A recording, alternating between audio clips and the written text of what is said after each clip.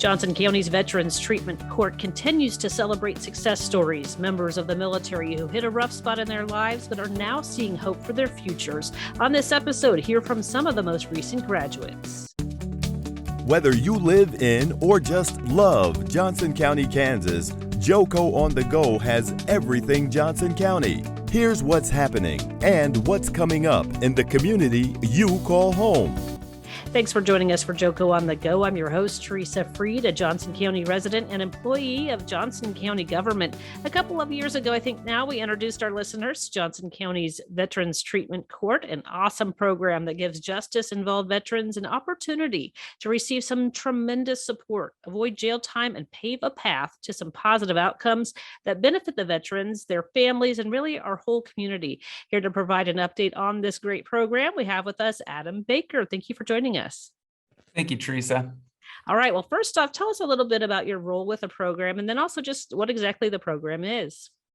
Yeah, so I'm the court coordinator here in Johnson County Veterans Treatment Court. And so my role in that is one that just connects all the pieces. There's tons of partners and stakeholders that make up Veterans Treatment Court, and that includes two judges, two assistant district attorneys, two public defenders, our court services team, and then we have treatment team, which comprises of the VA and Johnson County Mental Health, our mentors, our Johnson County Sheriff's Office as well. So our court, we take justice-involved vets that were incarcerated or have cases in Johnson County, and it's a voluntary program for our veterans to be able to engage in treatment in lieu of incarceration, lengthy incarcerations, or maybe standard probations that aren't addressing root causes for the criminal charges. Most of our vets come through what's called a diversion agreement through the DA's office. And what that does is if they successfully complete our program, they can have their charges dismissed. It's a huge benefit for our veteran population, and it allows for accountability in the community, as well as knowing that our vets will complete our program through intensive treatment, and most of that is through the VA, which is free for our local our local community. And this is not an easy program. Like, this is not something you just sign up for and check a box and then you're done. So can you talk about what are some of those elements? What's the hard work they're doing? Yeah. So our program consists of either 18 or 12 month supervision. Most are 18 months. And how we determine that is one, based on charges, but two, it's really based on their risks and needs. And we look at that as their risk for reoffense. That's one of the biggest metrics in the criminal justice system is do we think this person may re-engage in the criminal justice system? We don't want to create a revolving door. So we look at risk need, and their needs are really based on their mental health and substance use disorder needs. So we do lengthy assessments in the voluntary program. All of our vets choose to be in our program. And so the lengthy process of referral allows our treatment teams to conduct those assessments. It allows our court services to conduct assessments based on their criteria, and then we staff that with our criminal justice team, our Veterans Treatment Court team. The process, once you get into Veterans Treatment Court, what our veterans are looking at is they're looking at weekly contact with their court services officer, their what many call probation officer, weekly engagement and treatment. Some of our vets are going to various treatments, inpatient, outpatient treatment, multiple times a week. inpatient treatments can be up to, some are up 90 days. So it's very intense. We also practice, more importantly on the treatment court model is abstinence of all drugs and alcohol while they're in the program, because the sobriety allows them to get engaged in treatment. And so they're weekly going to taking drug tests.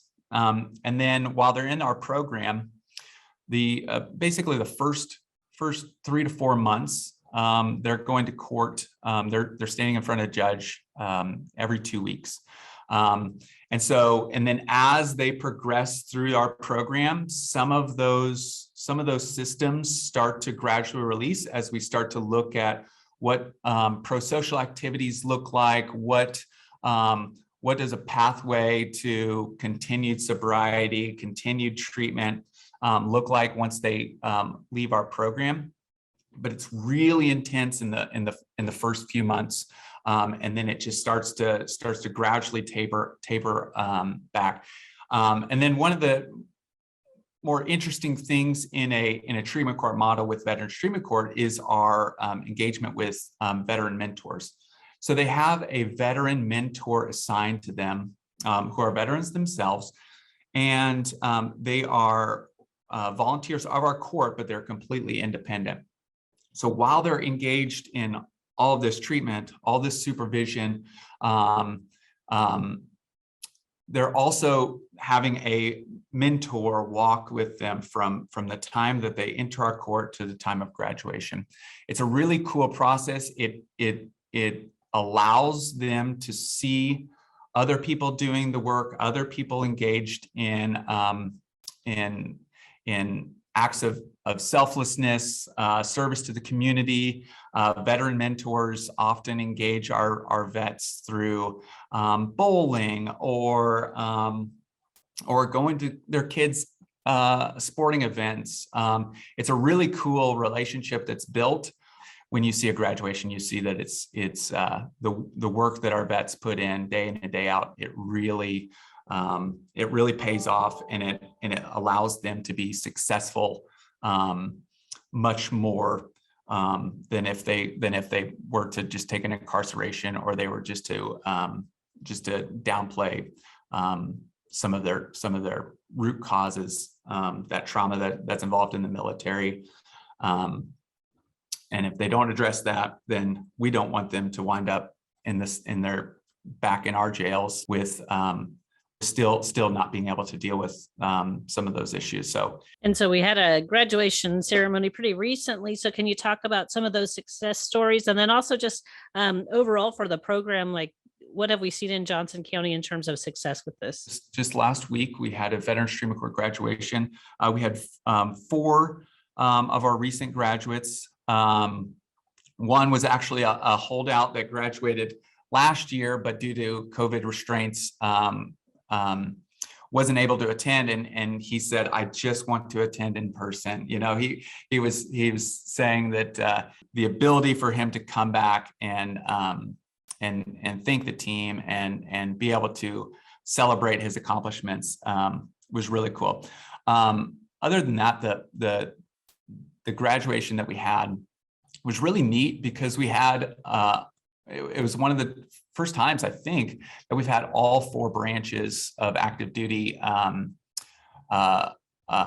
recognized in one graduation. And so, and oftentimes it's kind of an interesting thing because our dynamic, we see a lot of our vets that are coming through with trauma that especially from past wars. We see a huge population is primarily Army, and so it oftentimes we think that the only vets that we're going to see in our program have to be combat related, but we know by research that vets come into the military with trauma. They leave the military with trauma regardless of combat status. And so I think we do it really well here in Johnson County by not casting the net so small that we're only capturing one specific instance of military trauma. Our female veteran was our only combat veteran in the graduation. We've graduated our third female veteran, which I think last time we spoke about this a few years ago, we might have been just bringing in our first female veteran, which created its own challenges, trying to identify resources and trying to make sure that our court was doing everything we could to be inclusive to that population, knowing that there's unique challenges for females joining the military and then coming back and transitioning. And so we have a very good female veteran mentor who took on all of our female veteran participants, which is again a huge testament to the veterans that are just in the Johnson County community that said, yes, we want to stand up and we want to see this program succeed, and we want to see our veteran brothers and sisters succeed. Do you have like data in terms of how many people overall have participated in that program? Yeah. So we graduated our 53rd participant. We've had over 80 in our program. I think we're at 81 that have gone through the program. We have 19 active participants in the court, which is pretty on par. Another really good thing that we did, we were able to pivot really quickly with COVID and be able to keep the court running. In fact, when COVID first was identified for that shutdown in March of 2020, it was our judge decided, hey, we need to be able to continue this, whatever it takes. So he was on his conference phone in the office, calling each one of our participants with our court services officer, which was it's really good as far as a leadership standpoint to know that everybody during that COVID pandemic, there were struggles. And so knowing while somebody's going through, felony, misdemeanor supervision in this very intense treatment court, to be able to say, we're gonna try every operational tactic we can to keep this going and make sure people are served. Very early on, we started in 2016. We didn't really know how are we going to identify all these veterans in Veterans Treatment Court, and so we utilized gyms to get some data, and then the Johnson County Sheriff's Office was a huge advocate in being able to create early identification measures. So now any veteran that's booked into the Johnson County Jail is asked if they ever served in the armed forces, which allows us to all have a good picture of vets coming into the program. So we've identified at booking, since we started doing that very basic screening, we've identified over 1,000 veterans that are coming through that have been booked into our jail. And so say, okay, well, we've had 80 participants. Well, what are we doing to help those other veterans? And so we partner with the VA and our Veterans Justice Outreach Coordinator that operates in our Veterans Treatment Court. She also does jail outreach. And another program that we believe might have been first in the nation was we utilized the commissary that is already embedded into the jail to identify people that are asking for treatment that had treatment needs that might not have an avenue to get help while incarcerated, awaiting trial. Maybe they had bonds that they couldn't reduce.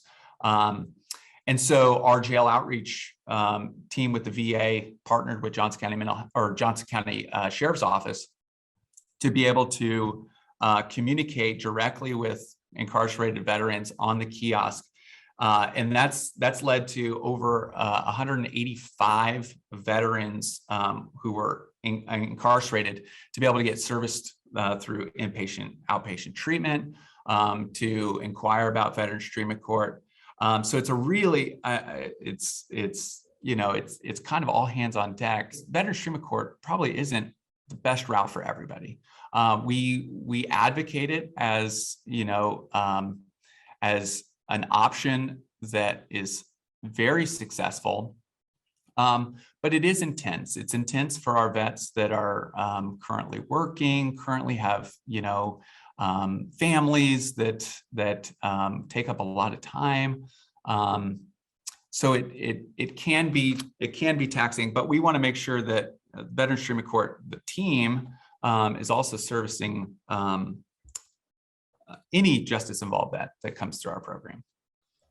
What I always think is really interesting, whenever I talk to any program, pretty much within Johnson County, is the level of collaboration between the departments. Like we may be siloed in some ways, but when it comes down to serving members of the community who need our help, how are we going to all come together and make it work for this person instead of, what's best for my department or, whatnot. So Right. It's really impressive to see that. And it seems like it's grown. Many Veterans Treatment Courts can only service veterans that have VA benefits.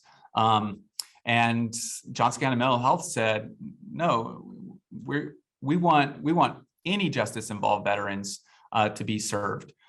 So every single time we have a seated staffing, a representative from Johnson County Mental Health is there. They have a court liaison now that is an amazing position, not just for Veterans Treatment Court, but for everybody. The Sheriff's Department, who originally probably just thought as this, yes, we're gonna assist where we need to. That's evolved into they take out our court services officers for home visits for our veterans. They do all of our jail outreach. They help. They assist with our communications through the jail ATM.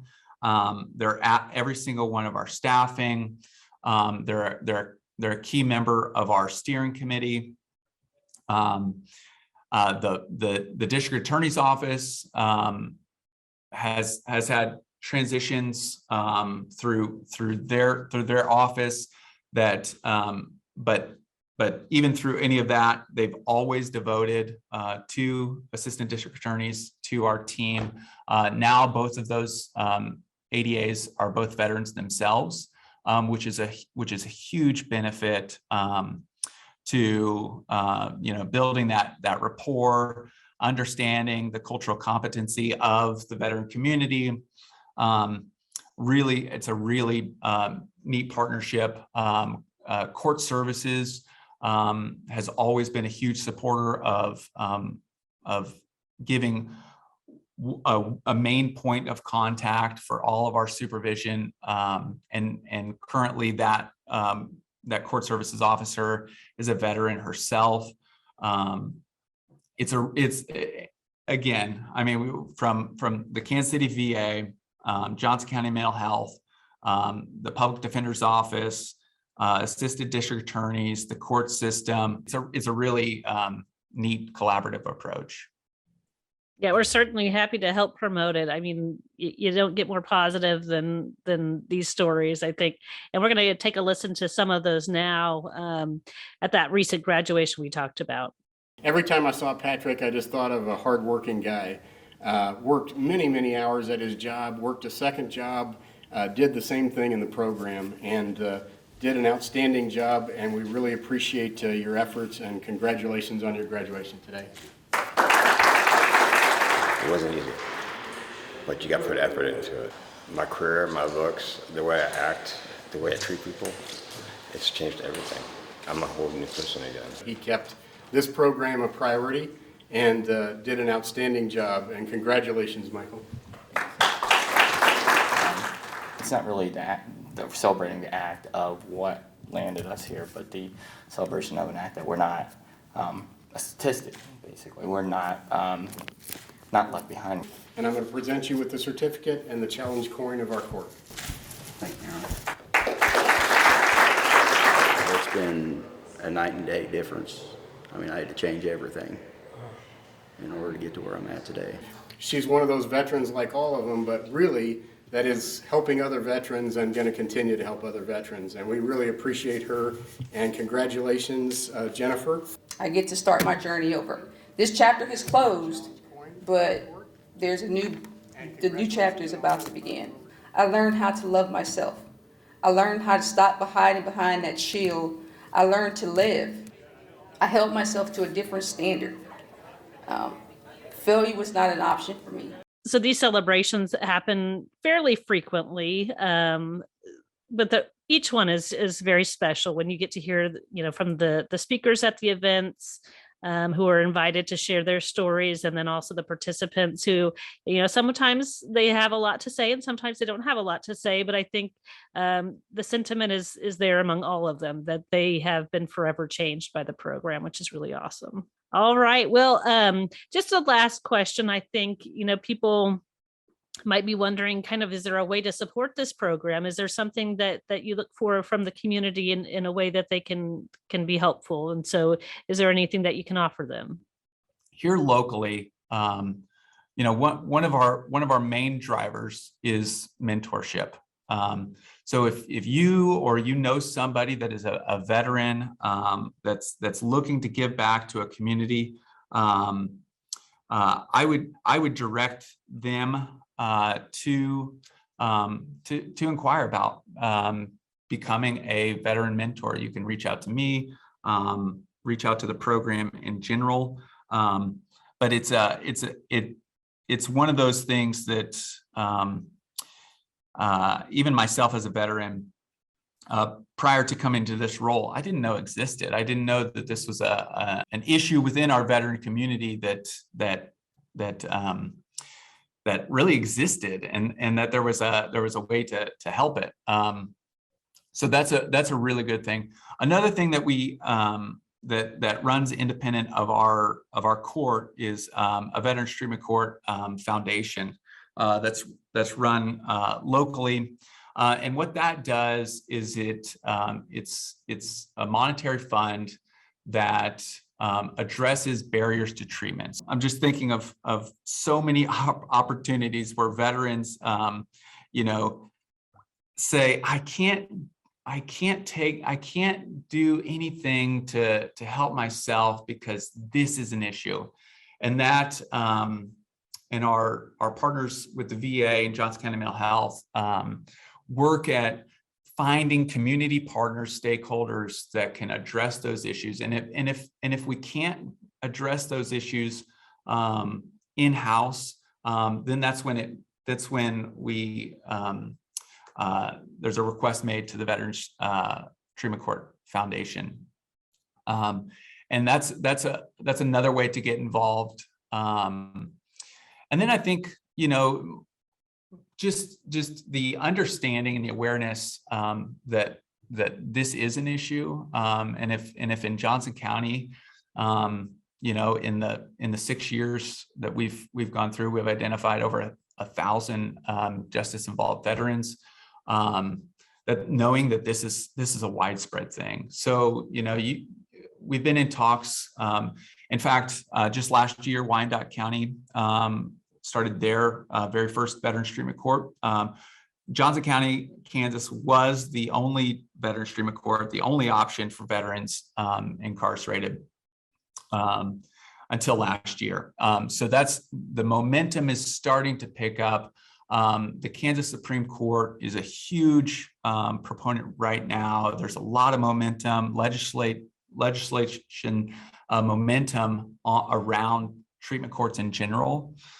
So we have been in talks with Leavenworth, Douglas, Shawnee, Sedgwick counties to start to brainstorm how do we take this model and replicate throughout Kansas, so that I can't tell you how many times I get phone calls or emails from a parent or a family member who says, "Oh, my son, my daughter has charges here. How do I get them to you?" And knowing that we don't have an avenue right now to service veterans, even sometimes there will be veterans that live here in Johnson County but may have picked up charges somewhere else. Just knowing that any way we can support other jurisdictions, other people that might have the right connections, to just start a conversation about how do we holistically approach this, with Johnson County taking the lead with starting Veterans Treatment Court. How do we create that momentum so that any veteran that finds themselves in a justice involvement scenario can have access to some of these resources. Some of these resources, especially when we talk about the treatment that can be done through the VA, not just at a VA, but now we know through COVID, the telehealth world is sustainable. It's something that we can model very easily. And if we can get, if we can help one veteran get to the root causes of what their involvement in the criminal justice system was, and to know that they're not coming back into the criminal justice system, I think it's a worthy cause. Thank you again for catching up with us and telling us about the ongoing success of the program. And we look forward to talking to you again to continue that conversation. Thank you. All right. And thanks for listening. You just heard JoCo on the Go. Join us next time for more Everything Johnson County. Have a topic you want to discuss? We want to hear from you. Follow us on Facebook and Twitter at JoCoGov. For more on this podcast, visit jocogov.org/podcast. Thanks for listening.